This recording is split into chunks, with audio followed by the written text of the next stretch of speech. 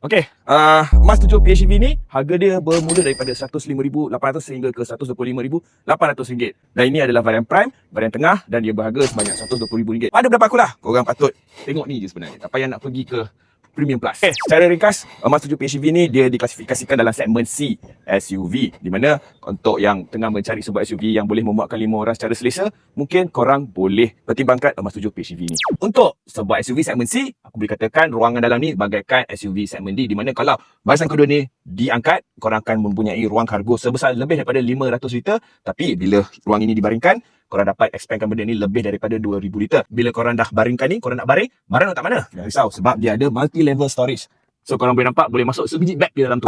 Bila korang nampak interior warna putih ni, memang akan bagi anxiety kepada mereka yang berkeluarga. Tapi jangan risau, untuk Emas 7 PHEV ni ada pilihan, iaitu warna putih dan juga warna hitam. Tempat simpan barang ni memang cukup banyak, dengan adanya 30 tempat nak letak barang. Aku tak tahu korang nak letak apa, tapi memang banyak tempat tu. Screen infotainment 15.4 inci, cluster meter 10.2 inci, dan height juga 13.8. Dan lebih menarik lagi, dia ada telescopic steering, mana boleh pergi atas, ke bawah, atas, bawah.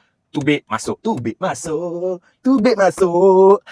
Jadi, untuk mereka yang memang pertimbangkan Emas 7 PHEV ni sebenarnya memang okey je sebenarnya. Dan, aku dah tahu dah.